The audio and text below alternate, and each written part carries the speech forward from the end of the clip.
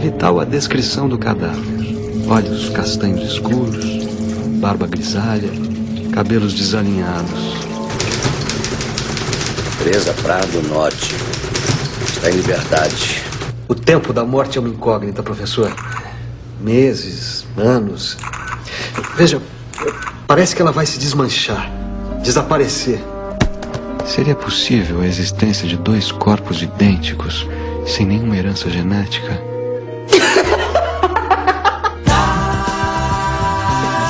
Suave coisa nenhuma. Quero saber onde é que está o auto de reconhecimento do corpo 2342.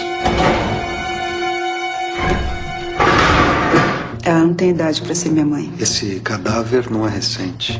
Alguém tem que vir reconhecer esse corpo. Se até amanhã não vier ninguém, ele vai ser enterrado como qualquer outro. Seus músculos atrofiados mostram um estado avançado de decomposição moral. Mãe, atende. Você tá aí ou morreu?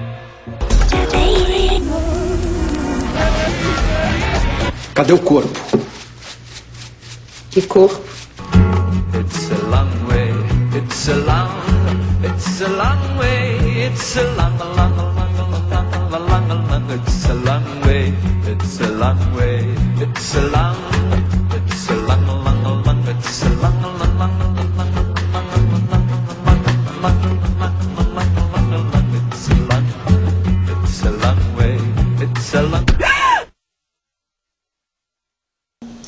Então hoje a gente vai dar continuidade ao evento Aurora Brasileira, aqui na Maison do Brasil.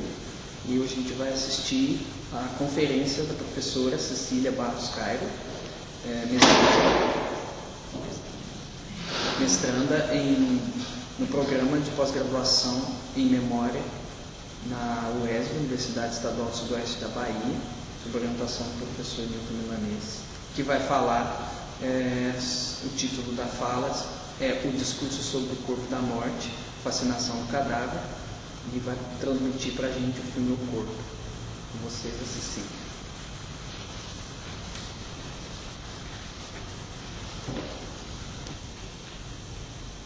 Boa noite a todos. É um prazer muito grande estar participando desse evento aqui na Maison do Brasil. Por ser também uma organização do Labedisco, falando sobre uma temática em relação ao discurso e ao corpo, inscrita nessa configuração da discussão em torno do horror. Hoje a conferência vai tratar, como o João falou, do discurso em torno do corpo da morte e a fascinação do cadáver, em uma análise feita a partir do filme Corpo, de 2007, um filme brasileiro produzido pelo Rubens Revaldi e Rossana Foglia. E o que nós problematizamos são as questões da morte do corpo e como a medicina lida com o corpo mortificado, considerando a disciplinarização e a higienização da morte.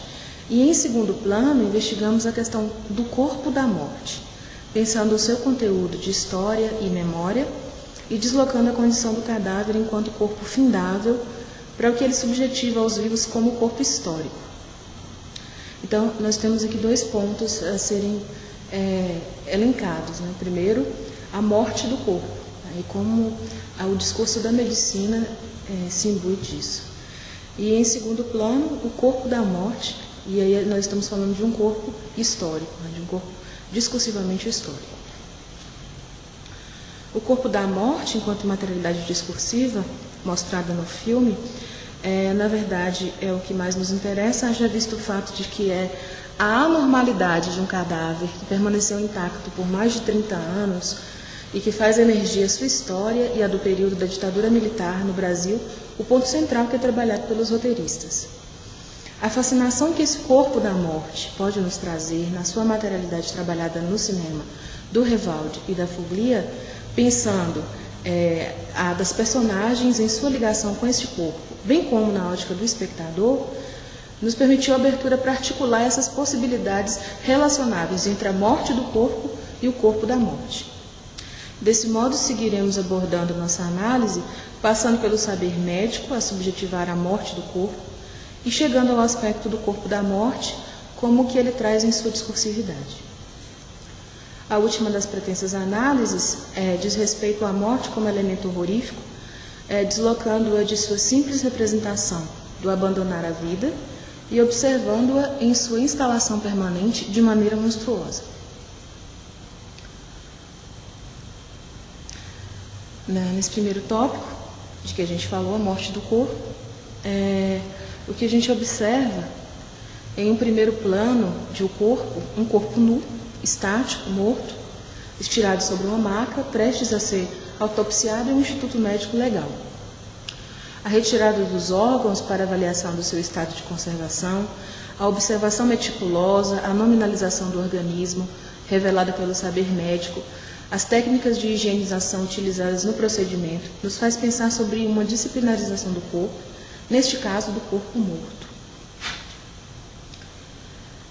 Michel Foucault nos traz em A História da Clínica a possibilidade de investigação de um invisível visível, quando o saber médico possibilita conhecer o interior do organismo e o seu funcionamento, um conhecimento que é capaz de circunscrever um sintoma, a doença e a morte. O controle deste saber sobre os corpos já não se dá apenas no plano do visível e da possibilidade do diagnóstico em relação à vida, mas especialmente em seu aparato biológico funcional, até então invisível aos olhos. A espacialidade deste saber médico de investigação tornou possível verificar, observar, analisar, classificar e dissecar a funcionalidade interna dos organismos. Nós estamos diante de uma ótica que provém da morte e do fim, e não do seu contrário. E há aí uma outra lei que governa o corpo, e neste sentido, o saber médico subjetiva essa materialidade corpórea em uma disciplinarização da morte a partir do cadáver.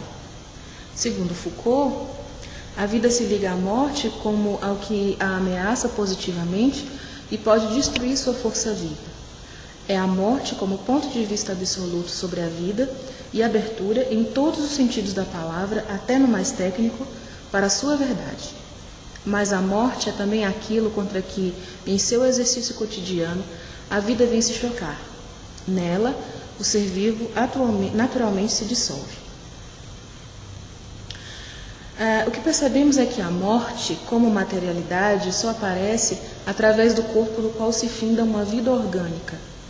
Ao longo do filme, permeando a trama principal, sobre a qual logo nos debruçaremos, os corpos mortos são exibidos em sua totalidade nus, como se pudessem rememorar a maneira como vieram ao mundo quando nasceram. Não há neste plano uma tendência à sensualização dos corpos, mas o que podemos notar como a autorização ao saber médico em poder observá-los como são, de fato, de todo. A visibilidade dos corpos, como dissemos, interessa, mas não tanto quanto a possibilidade de desvendar a sua natureza interna. Retomando o invisível visível, nos pomos a refletir sobre o que nos põe Michel Foucault diante de uma nova medicina anatomoclínica no século XIX, obcecada, fascinada por um olho absoluto que cadaveriza a vida e reencontra no cadáver a frágil nervura rompida da vida. A estrutura perceptiva e epistemológica que fundamenta a anatomia clínica, diz Foucault, e toda a medicina que dela deriva é a da invisível visibilidade. A verdade que, por direito de natureza, é feita para o olho, lhe é arrebatada, mas logo revelada por aquilo que procura esquivá-lo. O saber se desenvolve por um jogo de invólucros. O elemento oculto toma a forma e o ritmo do conteúdo oculto, o que faz com que a transparência pertença à própria natureza do véu. O objetivo dos anatomistas é alcançado quando os opacos invólucros que cobrem as nossas partes são, a seus olhos treinados, apenas um véu transparente que deixa descoberto um conjunto e suas relações. Então, ao partirmos dessa noção de que a morte só aparece através do corpo no qual se finda uma vida orgânica, podemos nos ater ao posicionamento da personagem do médico legista que protagoniza o corpo, o Arthur, que em meio ao seu trabalho no IML, com a morte do corpo, compartilha aos espectadores, por meio de suas narrações, o uso de uma tecnicidade médica também sobre o corpo da vida. Seu saber médico garante ao Arthur um direito de morte e de poder sobre a vida. Para Foucault, o olhar médico circula em um movimento autônomo no interior de um espaço em que se desdobra e se controla, distribui soberanamente para a experiência cotidiana o saber que há muito tempo dela recebeu e de que se fez ao mesmo tempo o ponto de convergência e o centro de difusão. Nela, o espaço médico pode coincidir com o espaço social, ou melhor, atravessá-lo, penetrá-lo inteiramente. Começa-se a conceber uma presença generalizada dos médicos cujos olhares cruzados formam uma rede e exercem em todos os lugares do espaço, em todos os momentos do tempo, uma vigilância constante, móvel e diferenciada. Arthur, transportando o seu próprio corpo pelas estações de metrô, caminhando pelos corredores do IML, pelas ruas, observa as pessoas em seu cotidiano e se põe a imaginar suas histórias de vida, considerando suas possibilidades de morte, diagnosticando supostos sintomas por suas aparências e findando o funcionamento dos seus corpos, utilizando o seu saber médico classificatório, como se partisse de uma evidência para um devaneio.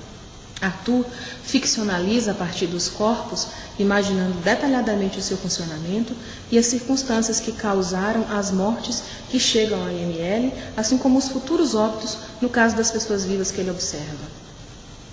O uso da expressão a que tanto recorre causa mortes ao fim de suas narrações, que o médico elabora sobre cada pessoa, prenuncia a sua condição de vida real, o seu atestado de óbito.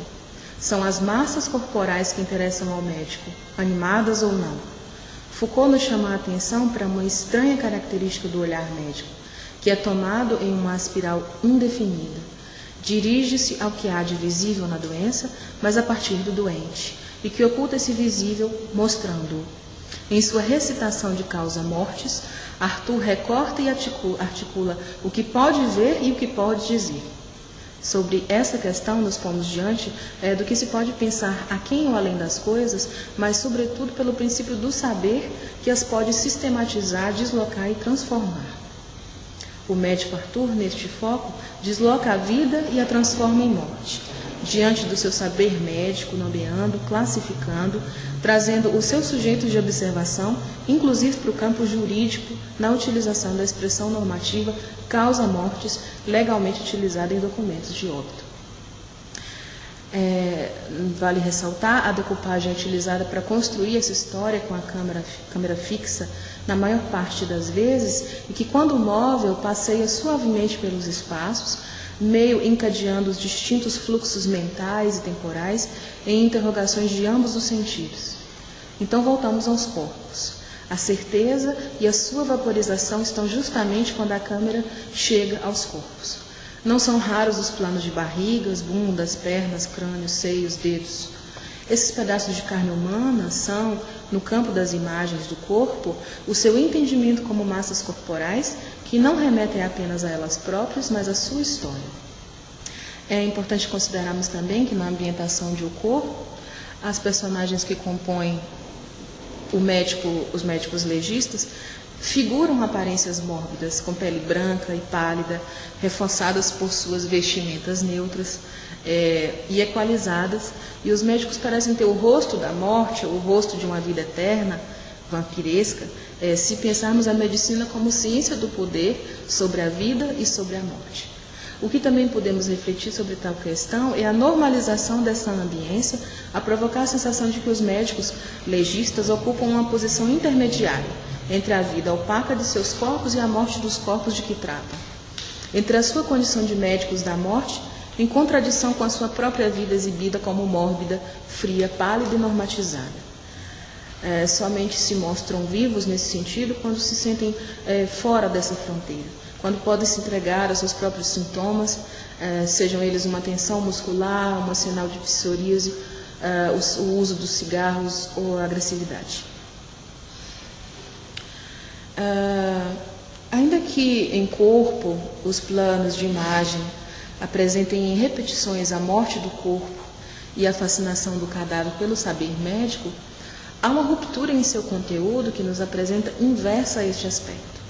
Um corpo é encontrado junto a ossadas que datam da década de 1970, que surge intacto e conservado, modificando o cotidiano do médico legista que lidava habitualmente com diagnósticos por autopsias. Essa emergência nos possibilita pensar em um outro corpo, não biológico dessa vez, mas, sobretudo, o histórico. É revelador de uma discursividade que traz consigo questões da memória e questões de identidade. É este o que chamamos aqui de corpo da morte.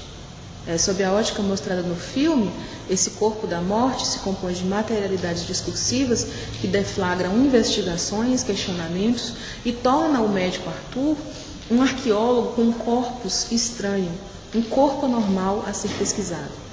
Em meio a ossadas de muitos presos políticos estava um cadáver em condições provocadoras de estranhamento.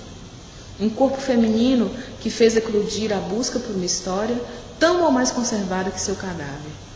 Diante do chamado do IML para a catalogação e identificação das ossadas, a questão Foucaultiana que a própria personagem do médico Arthur levanta é por que as ossadas e não o corpo?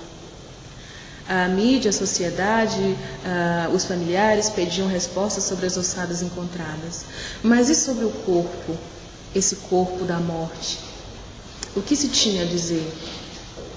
A autópsia denunciava um caso grave de espancamento, morte violenta, assassinato, mas as mãos eram perfeitas, com dedos longos e finos, entremeados por suaves veias azuis. Especialistas notam o caso como curioso pela gelatinosidade, pela saponificação que preservou o corpo, o que levou Arthur a uma teoria de que a morte acontecera entre 1969 e 1974, pertencendo ao mesmo conjunto de ossadas dos presos políticos. A partir deste plano, do longa-metragem, outros planos passam a ser entrecruzados, trazendo imagens e sonoras em flashbacks de uma memória dos anos 70 no Brasil. Ainda que não se deixe explícito, podemos identificar o tal período pela música de fundo, vestuário, atividades e comportamentos das personagens no contexto ambiental, além do ponto já introduzido sobre as ossadas pertencerem a este espaço de tempo. Era aquele um cadáver que conservava também a história da ditadura militar no Brasil. A busca da identidade do cadáver nos arquivos do DOPS traz até Arthur um corpo idêntico ao falecido, a filha de Teresa Prado Notti, esta ainda viva, e homônima da mulher morta estendida sobre a maca. Há uma duplicação do cadáver em uma versão viva, sensual e erotizada. A primeira, morta, e a segunda, erotizada, viva, sensual, pulsante. Há também outras duas histórias entrelaçadas. Teresa Prado Notti, a guerrilheira desaparecida, presa política, e Teresa Prado Notti, a famosa socióloga com milhares de resultados de busca pela internet. A primeira imagem, a morte do corpo, e a segunda, o corpo da morte. Na verdade, uma imagem que os roteiristas trazem como flashback do médico Arthur, de uma Teresa Prado Notti que nós não podemos dizer, enfim, se existe mesmo ou não.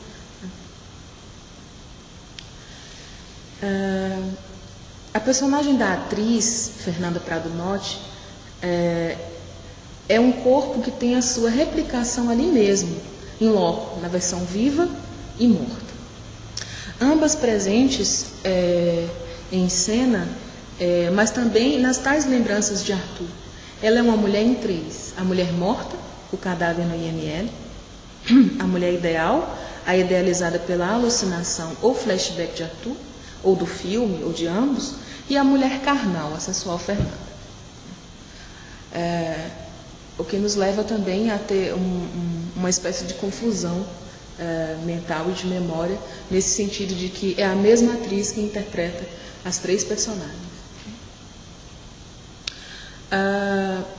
A mulher é um corpo que dá liga tanto é um corpo que dá a liga aos tantos outros corpos que aparecem ao longo da história. E essa replicação e apagamento dos corpos e também das identidades parece estancado pela revelação, no sentido fotográfico do termo, nós vamos ver, bem ótica, bem visível, que é o corpo de Luiz Cardoso, a Teresa Prado Notti, Viva, a famosa socióloga. É um momento importante do filme porque conecta os tempos narrativos, ao mesmo tempo que dá uma voltagem, uma alta voltagem, ao curto-circuito teleológico. Um corpo sublime, belo em suas formas e presença, que confirma tanto o rigor estilístico dos roteiristas, quanto realiza na prática, como elemento em cena, o objeto filmado, o projeto do longa, que está anunciado em seu próprio título, Corpo. Por fim, nós falamos sobre a morte do corpo, em segunda instância falamos sobre o corpo da morte, o corpo histórico, e agora a gente traz um pouco da morte como elemento horrorífico. Podemos notar o corpo como uma obra naturalista, se pensarmos que a necropsia dos corpos nos remete tanto a uma obra do Luiz de Azevedo, em seu naturalismo literário típico do século XIX, quanto a um thriller americano do século XX. Não há como não associar os corpos expostos, o sangue, os pedaços de carne humana, os ossos, a exibição intensa da abertura dos cadáveres a elementos de horror. O aspecto da morte do corpo, como a gente vê nesse slide,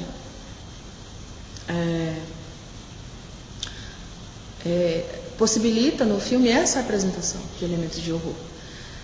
Há de se notar a tendência da ambientação de corpo ao Instituto Médico Legal, que justamente naturaliza esses elementos horroríficos. No entanto, a própria morte se configura como o mais temível dos fenômenos diante da vida, um fator iminente, duvidoso e, por que não dizer, monstruoso. A morte é o que não se deseja, um fim para o qual a vida não pretende, a não ser naturalmente caminhar. A ideia da morte do corpo é justamente a ideia do nada. E é essa ideia que a nós se mostra sombria. Bauman fala em um medo original, o medo da morte, um medo inato, endêmico, que nós seres humanos aparentemente compartilhamos com os animais. Mas somente nós temos consciência da inevitabilidade da morte e assim também enfrentamos a apavorante tarefa de sobreviver à aquisição desse conhecimento. A tarefa de viver com o pavor da inevitabilidade da morte, e é nesse sentido que o homem não precisa conviver com a certeza de seu fim, como ele também deve aprender a lidar com a incerteza e quanto ao momento em que isso vai ocorrer. E sabendo que falecerá e que não é possível ignorar esse fato, não pode prever o instante do passamento. Nos parece muito que há muita dificuldade que se impõe nessa relação, tendo uma origem na própria condição da morte. Em corpo, a morte naturalizada provoca, sim, o horror ao evidenciar esses corpos abertos, costurados, cobertos de sangue, ossadas, órgãos em retirada, mutilados, encaixotamentos, enfim, a literalidade da vida que se finda. Mas um outro elemento que nos faz pensar na condição horrorífica da morte com ainda mais intensidade, o retornar da morte. Teresa Prado Notti tem o seu corpo estendido sobre a maca do IML e esse corpo é mostrado em close inúmeras vezes ao longo do filme. Mas ela está viva. É a volta daquela que não foi. Né? A morte viva de quem não morreu. Um cadáver anormal. Ainda que aqui estejamos pensando sobre um corpo histórico, sobre a morte dos órgãos e não da vida, como nos lembra Deleuze, nos pomos a remeter à ideia da produção cinematográfica A Volta dos Mortos-Vivos, de 85, quando empregados de um armazém de medicamentos encontram um subsolo, barris lacrados do exército, e acidentalmente liberam um gás que reanima os mortos de um cemitério próximo. O horror aí é gritado, é trash, gore. Em corpo, o horror é camuflado pelo fenômeno da naturalização trabalhada. Mas o retorno de Teresa Prado Notti se transmuta em horrorífico pela própria identidade multiplicada, pelos corpos que ocupa, pelas memórias que remonta e especialmente pelo fascínio que provoca. Fascínio este que permeia os planos dos flashbacks que eclodem e que ressuscitam a mulher que viveu em plena ditadura militar e que se interpenetram ao próprio corpo estendido, pálido, autopsiado, morto sobre a maca. Fascínio provocado pelo close da câmera sobre o corpo estendido. Fascínio pela morte misteriosa e pela vida inexplicável. Fascínio direto pela possibilidade de descobertas e indireto pela sensualidade das semelhanças. As mesmas semelhanças indubitáveis que tornam Arthur encantado por Fernanda Prado Notti, a atriz, filha da morta e filha da viva, que se mostra nua, se deita em posição semelhante ao corpo no necrotério e permite amá-la como inanimada, morta.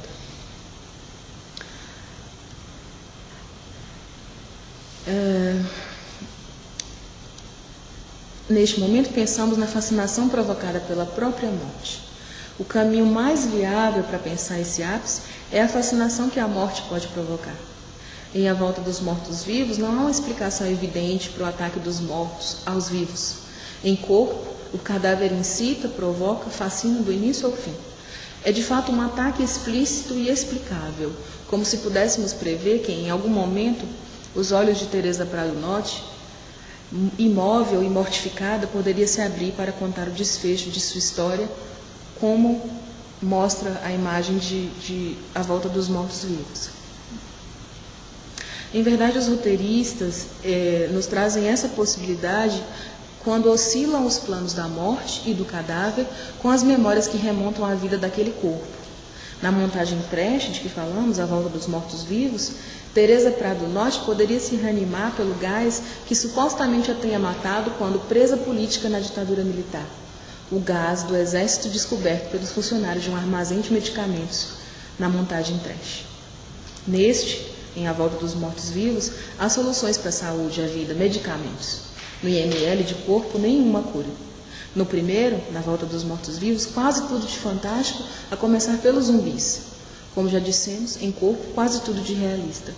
Talvez sob essa ótica nos pomos a pensar a morte como horrorífica e temerária. Elizabeth Kubler-Ross diz que o homem sempre abominou a morte e provavelmente sempre a repelirá. Isto é bastante compreensível e talvez se explique melhor pela noção básica de que em nosso inconsciente a morte nunca é possível quando se trata de nós mesmos. É inconcebível para o inconsciente imaginar um fim real para a nossa vida. E se a vida tiver um fim, este fim será atribuído a uma intervenção maligna fora de nosso alcance. A morte em si está ligada a uma ação má, a um acontecimento medonho, a algo que em si clama por recompensa ou por castigo. O Corpo traz o suposto assassinato de Teresa Prado Notti relacionável a esta intervenção maligna que naquele período da ditadura militar estava fora do alcance e do remediável para a resistência do movimento. O acontecimento medonho, descoberto por Arthur na autopsia, tem feridas resultantes de torturas e de castigos. As marcas no cadáver são mostradas por Arthur, a Fernanda Prado Notti, que pode sentir com suas próprias mãos a superfície do seu próprio corpo. Sensação que temos ao observar que a duplicata dos corpos é real, haja vista que a atriz, como já disse, que interpreta o cadáver, faz também a personagem viva, filha daquele corpo da morte. Há uma busca em O Corpo por tornar horrível a naturalização com que lida com a morte. A sensação é medonha, estranha e nos faz experimentar, como testemunhas pávidas, o pânico de que alguém se veja ao seu próprio corpo estendido sem vida, mas com uma identidade perdida em um necrotério. O que podemos refletir é que, nesse sentido, o horror precede a própria arte, aqui a cinematográfica, e a própria vida, provocando o fascínio, ao mesmo tempo a repulsa, em seu fracasso com a morte do corpo e em seu encantamento com o corpo da morte. Por fim, o último elemento da morte como horrorífico que temos de dizer é que o filme é sobre nós. A morte no filme não é metafórica, é a morte como tal. Nessa acepção, sentimos a imagem como uma espécie de vínculo umbilical que liga ao nosso olhar o corpo da coisa em foco, como nos remete Barthes. Um meio carnal, uma pele que partilhamos com aquela que surge em foco. Expandindo esse pensamento de Barthes para o filme aqui que analisamos, observamos um vínculo ligando o espectador à morte. Desse modo, a pele partilhada entre espectador e obra se torna presente na medida em que a relação imagem-realidade se desdobra para uma ampliação de sentidos, indo ao encontro da exploração do corpo através da carne, da morte do corpo, exigindo do espectador uma participação ativa na construção de sentidos para esse novo corpo, o corpo da morte. É assim que a morte do corpo, o próprio cadáver, é mais uma vez morto, para gerar a imagem da história, a do corpo da morte, em um ciclo que se reinicia constantemente ao longo da trama. O que impressiona é que, a partir do realismo das cenas, há uma quebra das ilusões que intimamente podemos carregar de que o corpo pode ser impenetrável, pode ser infalível e, por que não dizer, imortal. E isso ainda é agravado pela investigação autopsiada, que não mostra o corpo apenas como corpo e nem a imagem apenas como imagem. No filme, não é a morte que mais incomoda, e sim a infalibilidade da mesma, residindo no retorno a si própria por meio da vida, essa que não é senão a sua própria história. Bom, sobre o filme, era isso que eu tinha que dizer para vocês. Obrigada.